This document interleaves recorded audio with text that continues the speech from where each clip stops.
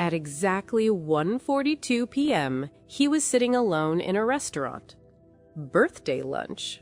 Freshly showered, dressed sharp, phone in his hand. He had just ordered the most expensive bottle on the menu, because I told him to. He thought I was about to walk through the door with a surprise. Instead, his phone buzzed, and I finally asked him the only question that mattered. So, how does it feel to have someone play with your feelings? Then I blocked him. But to understand why I did that, you need to know what he proudly admitted the night before. If you've ever discovered something about someone that made your stomach turn, if you've ever realized the person you were falling for wasn't who you thought they were, then you're gonna want to hear this one. Hit like, subscribe, and settle in, because this story isn't just about revenge. It's about morality. It's about character. And it's about the moment you realize someone's charm was just a mask. When I met Thomas, I genuinely thought I had found something rare. I was 26 at the time. He was 28. He was intelligent, well-read, soft-spoken. He had this calm confidence that made you feel safe around him. Not flashy, not loud, just steady. He held doors open, he remembered little details, he asked about my dreams and actually listened. 7 weeks in, it felt promising. Not love yet, but something blooming. So when he invited me to celebrate his 29th birthday at his father's country house in a small French town, I was excited.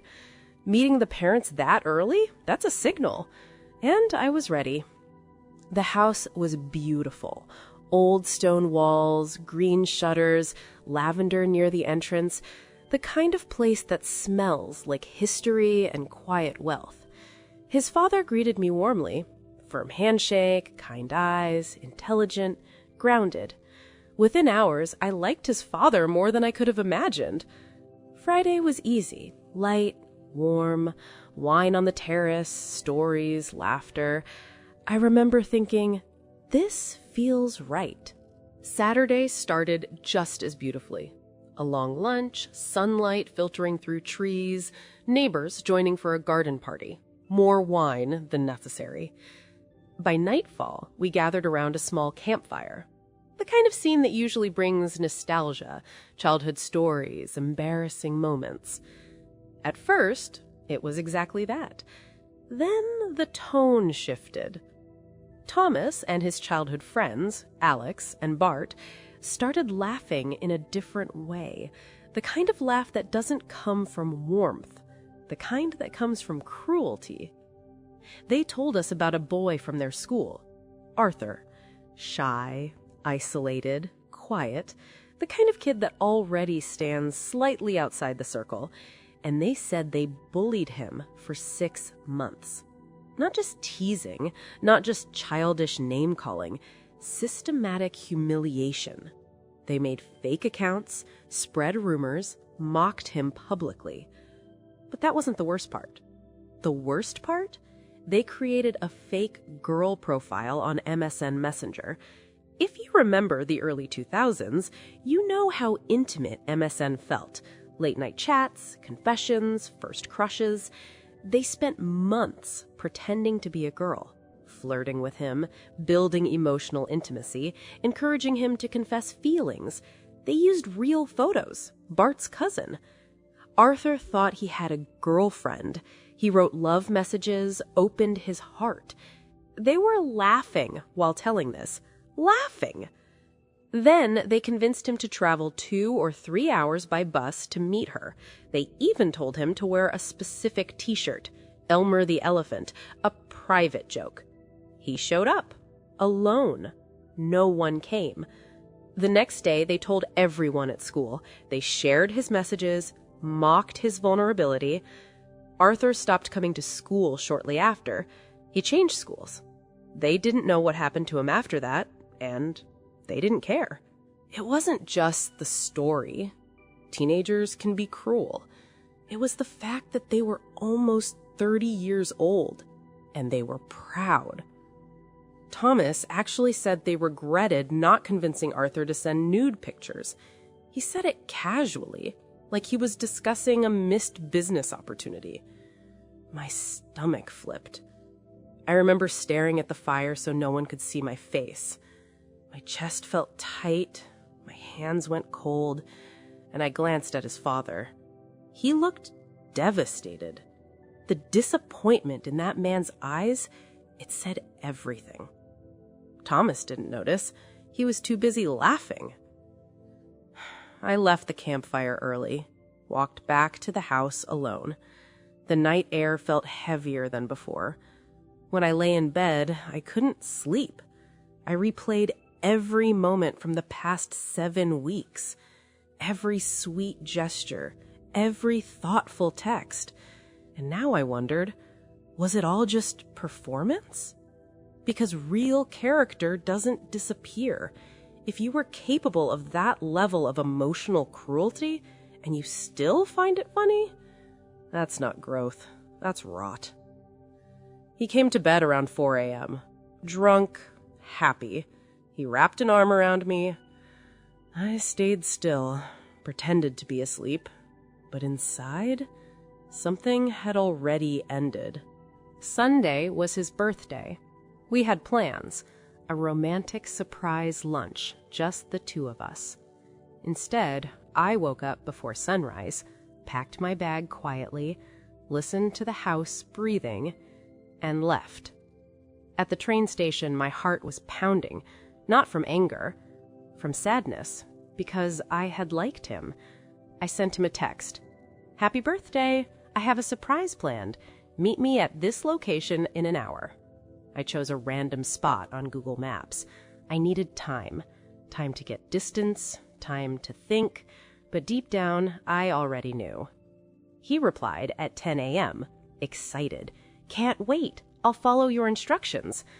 I was already on the train back to Paris. At 12:30, he arrived at the first location. I told him there was a delay. Then I sent him to a restaurant 30 minutes away. He went, without hesitation. At 1:15 p.m., he texted that he was there. I told him, "I'm 20 minutes away. You'll understand why I made you wait when you see me. Order food and the most expensive bottle." He did. Of course he did. Because he trusted me. He started calling. First playfully, then confused, then worried. After 45 minutes, I finally responded. "So, how does it feel to have someone play with your feelings?" I imagined his face reading that. The confusion, the slow realization.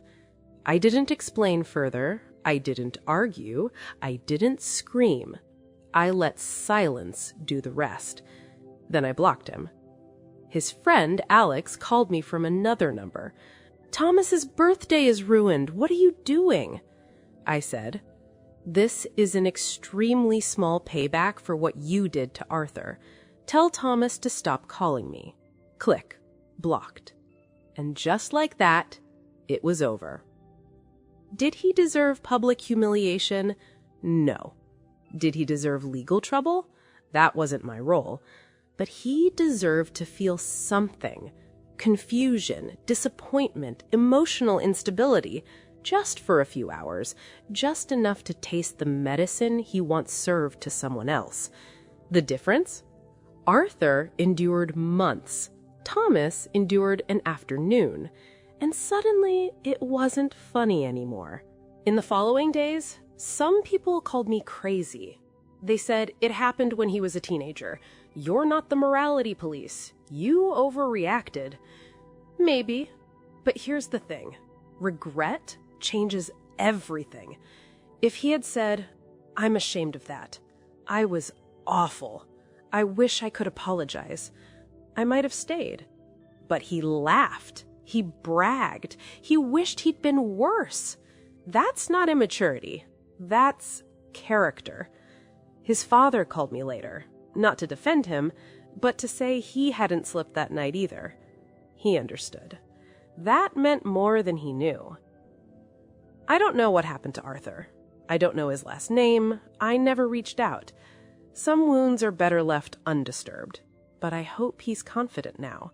I hope he found love. I hope he still likes Elmer the elephant. And I hope, somewhere, the universe balanced the scales for him in ways I never could. Sometimes revenge isn't about destruction. It's about drawing a line. It's about saying, I see who you really are, and I refuse to accept it. And sometimes the most powerful revenge is simply walking away.